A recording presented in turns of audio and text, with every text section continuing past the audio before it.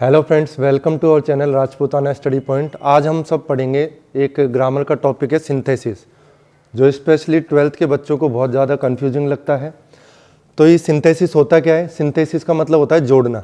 दो वाक्यों को जोड़ते हैं हम, और वाक्य कौन से? सिंपल सेंटेंस को जोड़ते हैं। इसके अंदर सिंपल सेंटेंस ही जोड़े जाते हैं। तो हमें काइंड ऑफ सेंटेंस पता होने चाहिए। देखो कौन कौन से सेंटेंस जोड़कर बनाए जा सकते हैं। एक तो होता है सिंपल सेंटेंस, सिंपल सेंटेंस, और दूसरा होता है कंपाउंड सेंटेंस, और जो थर्ड वन होता है वो होता है आपका कॉम्प्लेक्स सेंटेंस। ठीक है, इनमें थोड़ा सा आपको इनका पता होना चाहिए। सिंपल सेंटेंस का मतलब होता है जिसमें एक ही फाइनाइट वर्ब हो, फाइनाइट वर्ब हो। अब ये फाइनाइट वर्ब क्या होता है? देखो वर्ब दो तरह की होती हैं, एक होती है फाइनाइट और एक होती है नॉन फाइनाइट। फाइनाइट का मतलब होता है जो चेंज होने वाली, जो सब्जेक्ट और टेंस के अनुसार चेंज हो जाए, वो फाइनाइट वर्ब है। और नॉन फाइनाइट वर्ब कौन सी होती है? जो टेंस और सब्जेक्ट के अकॉर्डिंग चेंज नहीं होती। फॉर एग्जाम्पल के लिए जैसे कि शी कुक्ड फूड, उसने खाना पकाया। तो यहाँ पर मेन वर्ब क्या है? कुक। इसको हम फाइनाइट वर्ब कह सकते हैं। क्यों? क्योंकि देखो टेंस के हिसाब से चेंज हो सकती है। ये हो जाएगा शी कुक्स फूड। अगर हम इसको प्रेजेंट में करें चेंज, तो देखो कुक का हो गया कुक्स। यानी कि ये आपके टेंस के अनुसार जब हमने टेंस बदल दिया तो ये चेंज हो गया आपका, तो चेंज होने वाली वर्ब। अब ये पर्सन के हिसाब से भी चेंज हो जाता है, यानी कि सब्जेक्ट के हिसाब से। अगर शी की जगह ऐसा आता है यू या फिर आई, तो कुक्स नहीं आता, ओनली कुक आता है, कुक फूड। इट मीन्स जो ये वर्ब है ये टेंस और कर्ता के अनुसार, सब्जेक्ट के अनुसार चेंज हो जाती है, तो उस वर्ब को बोलना है अपन को फाइनाइट। और नॉन फाइनाइट वर्ब कौन सी होती है? जो सब्जेक्ट या फिर टेंस के हिसाब से चेंज नहीं होती। जैसे कि playing cricket, playing cricket is my hobby. तो देखो यहाँ पर जो playing cricket is my hobby, इसको टेंस के हिसाब से हम चेंज करें तो देखो अगर इसको मैं वॉज करता है, यहाँ पर playing cricket was my hobby, तो टेंस चेंज हो गया, लेकिन टेंस चेंज होने का प्रभाव क्रिया पर नहीं पड़ा। जब कोई क्रिया फर्क ही नहीं पड़ता टेंस चेंज होने पर या सब्जेक्ट के चेंज होने पर, तो वो होती है नॉन फाइनाइट वर्ब। ठीक है, सिंपल सेंटेंस की एक और डेफिनेशन हो सकती है, वो ये कि इसमें एक इंडिपेंडेंट क्लोज होता है। इंडिपेंडेंट क्लोज, इंडिपेंडेंट क्लोज का मतलब होता है स्वतंत्र उपवाक्य होता है, यानी कि सब्जेक्ट होता है एक और उसका एक प्रेडिकेट होता है। कहने का मतलब वाक्य अपने आप में पूरा अर्थ देता है। जैसे यही ले लेते हैं अपन एक वाक्य, शी कुक्ड फूड, ये सब्जेक्ट हो गया, और सब्जेक्ट के जो अलावा जो उसके अंदर होती है चीज़, उसको अपन बोलते हैं प्रेडिकेट। तो एक ही सब्जेक्ट हो, एक ही प्रेडिकेट हो, सॉरी, यानी कि इंडिपेंडेंट क्लोज हो, यानी कि वाक्य अपने आप में पूरा अर्थ दे रहा है, एक ही हो, तो उसको बोलते हैं सिंपल सेंटेंस। कंपाउंड सेंटेंस को हिंदी में बोलते हैं अपन संयुक्त वाक्य। इसकी परिभाषा ऐसे हो सकती है, इसके अंदर दो फाइनाइट वर्ब हो सकती हैं और दो ही इंडिपेंडेंट क्लोज हो सकते हैं। जैसे कि उदाहरण है जिसमें बोल के बता देता हूँ, Ram is my friend and Shyam is my friend. दो अलग अलग वाक्य हैं, दोनों का अलग अलग अर्थ निकल रहा है, तो यानी कि वो आपका कंपाउंड सेंटेंस हो गया। और कॉम्प्लेक्स सेंटेंस क्या होता है? देखो इसको थोड़ा सा सीखना है। इसमें क्या होता है? एक तो इंडिपेंडेंट क्लोज होता है,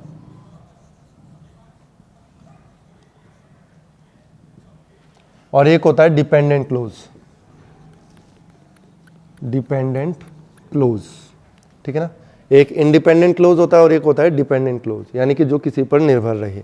तो वो इस तरह का वाक्य है, जैसे कि यू केम टू मी।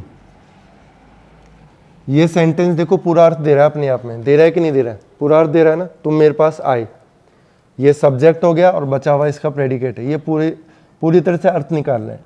लेकिन अगर इसके अंदर अपन सब ऑर्डिनेट क्लोज जोड़ दें, if you came to me, अगर तुम मेरे पास आते, वाक्य पूरा अर्थ नहीं दे पा रहा, यानी कि पूरा सेंस नहीं दे पा रहा, यानी कि वो डिपेंडेंट हो गया, कि ये जो इफ लगाने से वाक्य डिपेंड हो गया, किसी पर निर्भर हो गया, तो ऐसे वाक्य पता है क्या कहलाते हैं? Complex sentence.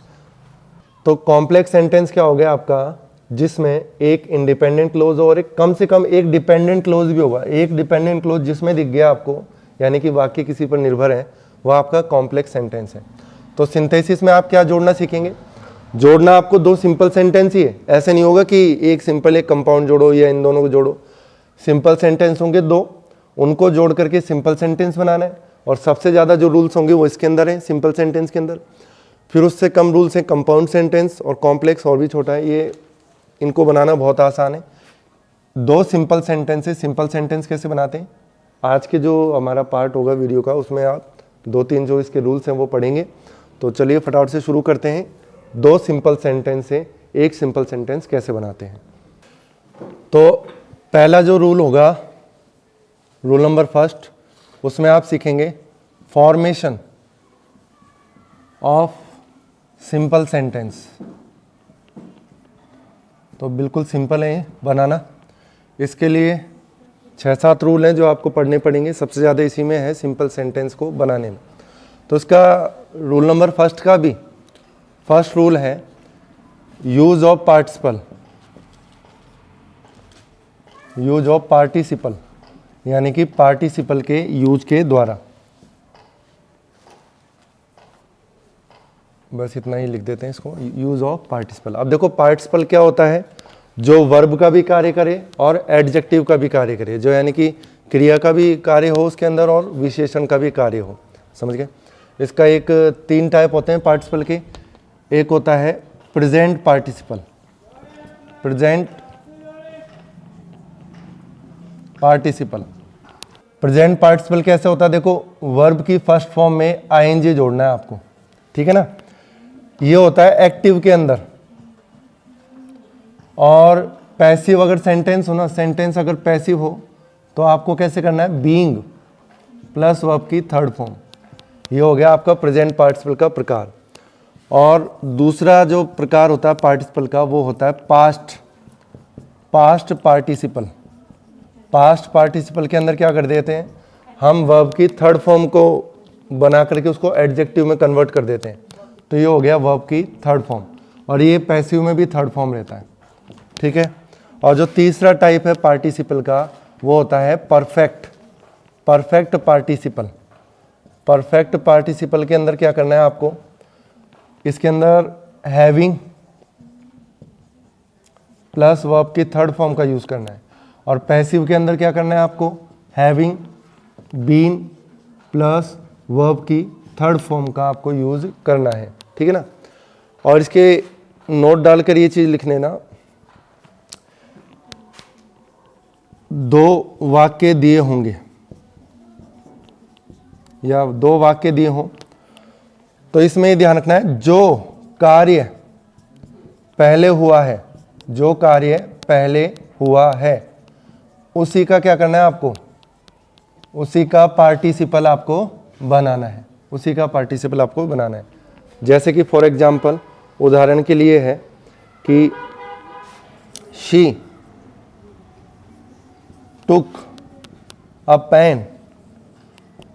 उसने एक पेन लिया। She wrote a letter. तो देखो इसको जोड़ना है आपको प्रेजेंट पार्टिसिपल से। आपको दिया जाएगा ऑप्शन में ब्रैकेट में जोड़ने के लिए कि प्रेजेंट पार्टिसिपल से जोड़ो।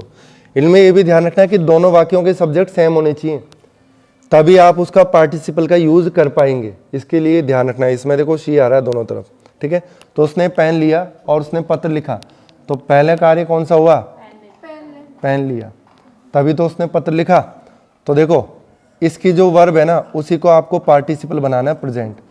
टुक की फर्स्ट फॉर्म होती है टेक, तो टेक में आईएनजी जोड़ने से बन गया taking. Taking a pen, full stop की जगह कॉमा आ जाएगा। शी रॉट अ लेटर, ये आपने बना दिया इसको प्रेजेंट पार्टिसिपल के तरीके से। ठीक इसी तरह से एक सेंटेंस है, Ram took a bath he went to school. Ram नहाया और स्कूल गया, तो पहले कार्य कौन सा हो रहा है?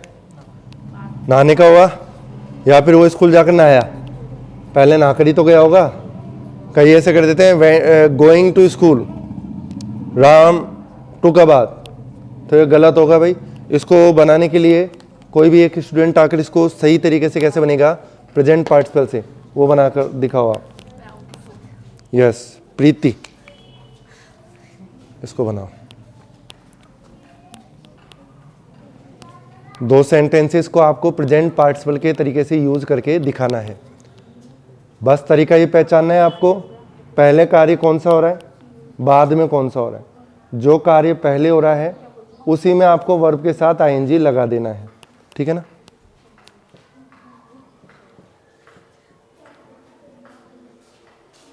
तो वेरी गुड प्रीति, बिल्कुल सही बनाया है। देखो इसमें एक चीज का और ध्यान रखना है आपको। आपने ये तो पहचान लिया टेक का, टुक की फर्स्ट फॉर्म होती है टेक, तो आपको करना है टेकिंग। टेकिंग अ बात, अब यहाँ पर ही की जगह राम करना पड़ेगा। क्यों किया, क्योंकि ही किसके लिए आ रहा है। देखो मेन सब्जेक्ट क्या है, नाउन लिखना पड़ेगा आपको, मेन प्रोनाउन नहीं। कई बच्चे ये गलती करेंगे, टेकिंग अ बात ही वेंट टू स्कूल, लेकिन ही दे रखा है ना वाक्य में, ही कौन है, राम, तो यहाँ पर आपको राम लिखना पड़ेगा। ऐसे ही और एग्जाम्पल करते हैं हम, ये आप फटाफट से इसको कॉपी करो, और मैं 2-3 एग्जाम्पल हैं जिसमें 2-3 स्टूडेंट को और बुलाते हैं। इसी तरह 3 सेंटेंस हो रहे हैं। He is ill, he can not come to school, वो बीमार है, वो स्कूल नहीं आ सकता। इसमें प्रेजेंट पार्टिसिपल का, इसको 2 तरीके से बना सकते हैं हम। देखो इसको प्रेजेंट पार्टिसिपल से बना सकते हैं, परफेक्ट पार्टिसिपल से भी बना सकते हैं। ये पास्ट पार्टिसिपल से नहीं बन सकता, ठीक है ना, क्योंकि इसका एडजेक्टिव नहीं बनेगा इल का कोई, ठीक है। और दूसरा जो सेंटेंस है, द स्टूडेंट वॉज पनिश्ड, फिलहाल इसको बनाकर दिखाओ कोई भी एक स्टूडेंट आकर इसको जो बनाना चाहे। He is ill, he can not come to school, तो कौन आकर बनाएगा इसको, तन्वी। तो ये ही इज इल पहला जो सेंटेंस है इसको प्रेजेंट पार्टिसिपल से बनाकर दिखाना। ये परफेक्ट पार्टिसिपल से भी बन सकता है।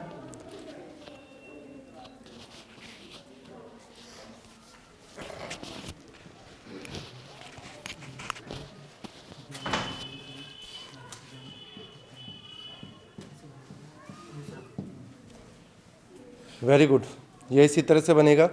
देखो he is ill, he can not come to school, यहाँ पर देखो इज दे रखा है, वो बीमार है, ये पैसिव है भाई, तो इसमें आपको क्या लगाना पड़ेगा, बीइंग, ये बीइंग से बनेगा आपका।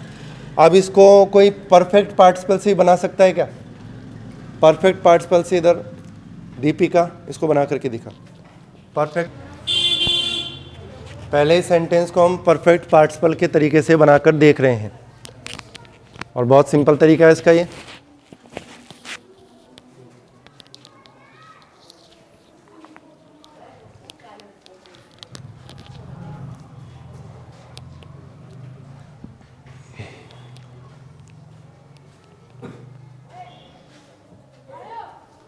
यस,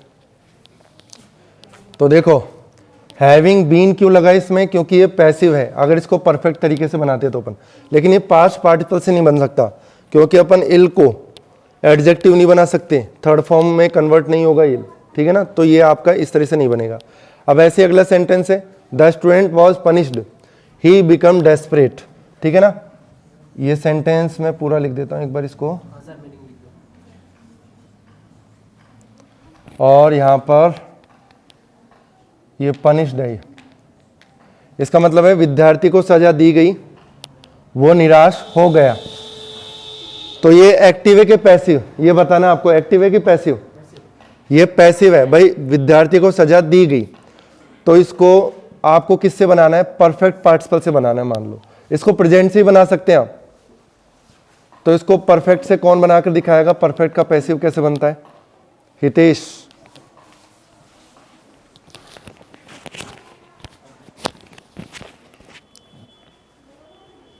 ये बिल्कुल सिंपल तरीके होते हैं एग्जाम में आने के। इसमें या तो 2 सेंटेंस आपको दिए जाएंगे, लेकिन आरबीसी का जो न्यू पैटर्न है उसके अंदर आपको फिलअप्स दिए जा रहे हैं। फिलअप्स मतलब रिक्त स्थान दिए जा रहे हैं, जिसमें आपको 2 ऑप्शन होंगे। उन 2 ऑप्शन को देख करके इसको सिलेक्ट करना बहुत आसान है।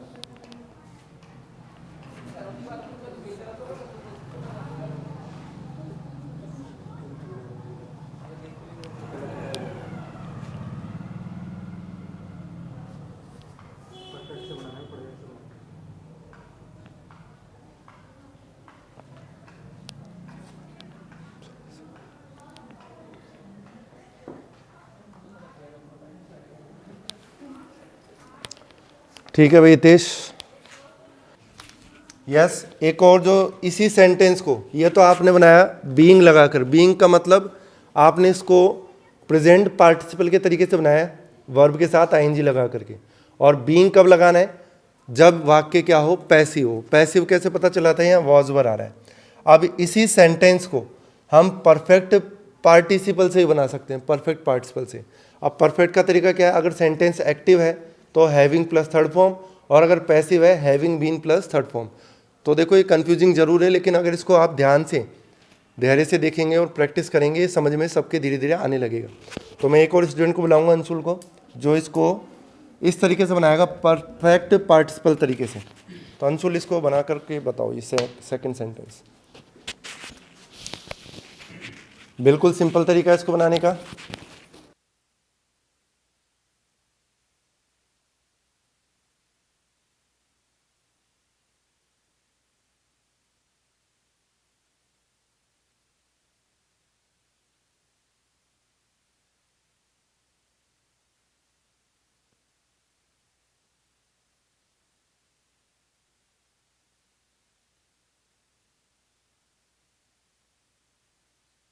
तो बिल्कुल सही तरीके से ये बनेगा। तो इसको आपने परफेक्ट पार्टिसिपल से बनाना है तो कैसे बनाएंगे? या तो हैविंग प्लस थर्ड फॉर्म आएगा या फिर having been plus third form. अब पता कैसे करें कि हैविंग प्लस थर्ड फॉर्म आएगा या फिर हैविंग बीन थर्ड फॉर्म आएगा? ये पता चलेगा सेंटेंस एक्टिव है कि पैसिव। और कौन सा सेंटेंस एक्टिव है कि पैसिव? जो सेंटेंस पहले हो रहा है, यानी कि जिसमें कार्य पहले हो रहा है, उसमें आपको पार्टिसिपल का यूज करना है।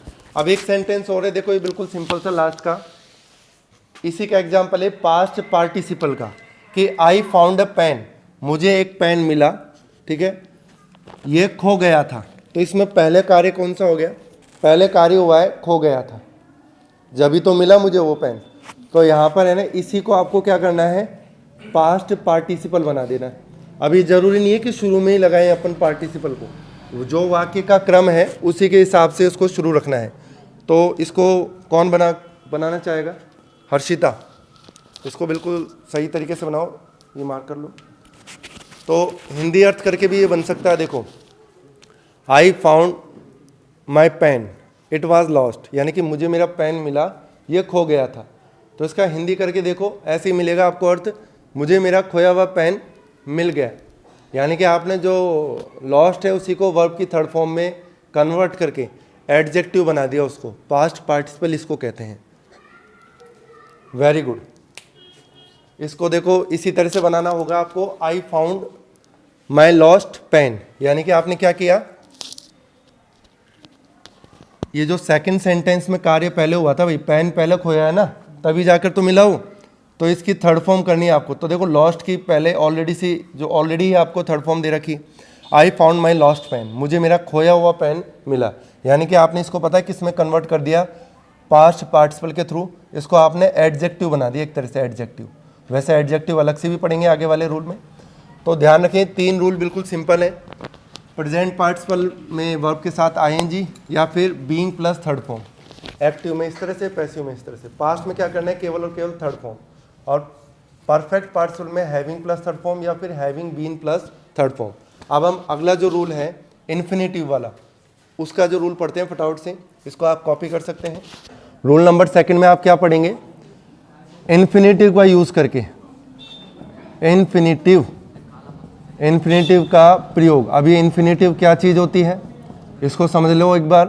देखो अगर किसी वर्ब में आप टू जोड़ दें, टू प्लस वर्ब की फर्स्ट फॉर्म, तो वो इन्फिनेटिव कहलाता है एक्टिव का, यानी कि सेंटेंस सक्रिय होना चाहिए।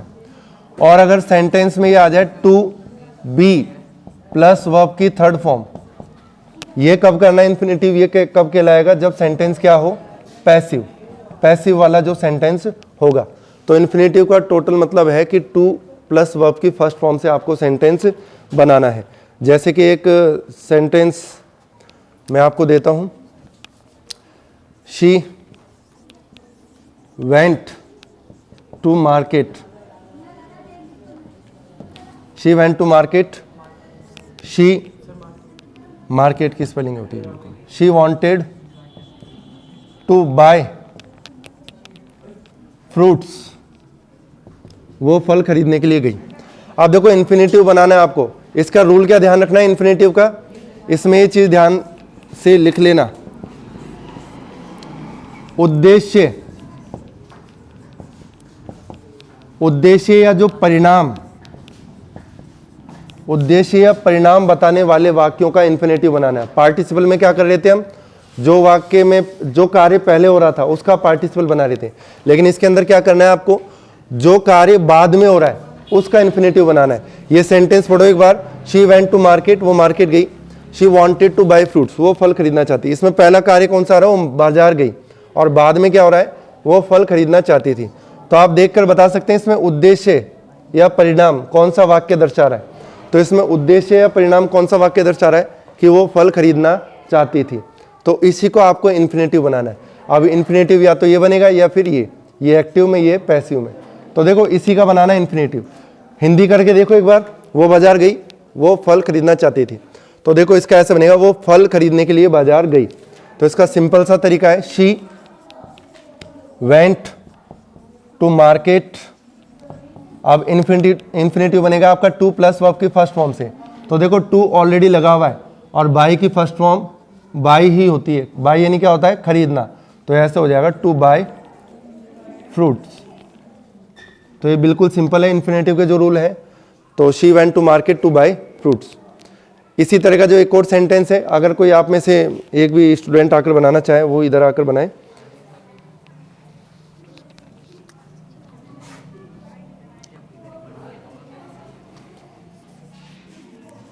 राम,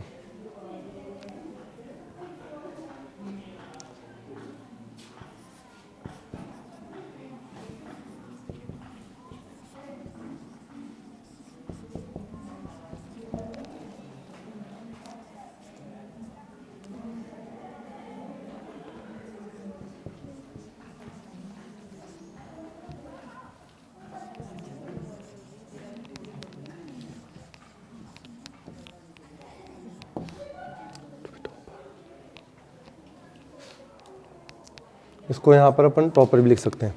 तो देखो, राम स्टडीड इंग्लिश, राम ने अध्ययन किया इंग्लिश का।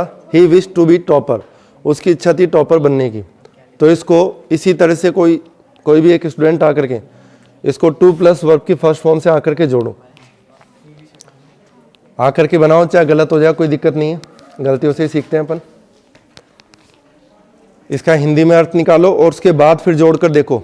राम ने अंग्रेजी पढ़ी, उसकी इच्छा थी टॉप करने की। तो भाई राम ने टॉप करने के लिए अंग्रेजी पढ़ी, ठीक है।